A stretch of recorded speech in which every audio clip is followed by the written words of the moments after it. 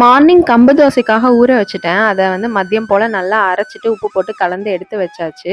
இந்த வெக்கையில வந்து ரொம்ப இட்லி, தோசையே சாப்பிட்றதுக்கு போர் அடிக்குதுன்னு சொல்லிட்டு, இன்னைக்கு கொஞ்சம் கம்பு செய்யலாம் அப்படி சொல்லிட்டு தான் டிஃப்ரெண்ட்டா இத செஞ்சு வச்சாச்சு.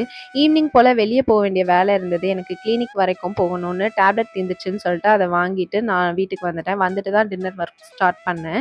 இந்த கம்பு தோசைக்கு வந்து இந்த சிம்பிள் சட்னி ட்ரை பண்ணி பாருங்க. செம்ம டேஸ்ட்டா இருக்கும்.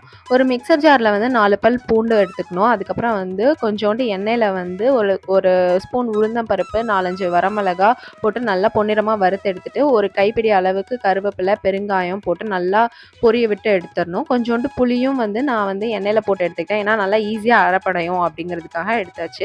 அவ்வளோதான், உப்பு போட்டு அரைச்சிட்டோம்னா இந்த சட்னி ரெடி ஆயிரும். இது வந்து நார்மல் இட்லி தோசைக்குமே செம்ம டேஸ்ட்டா இருக்கும். அப்படி இல்லைன்னா இந்த மாதிரி ராகு தோசை, கம்பு தோசைக்கெல்லாம் வந்து சாப்பிட்றதுக்கு ரொம்ப டேஸ்ட்டா இருக்கும்.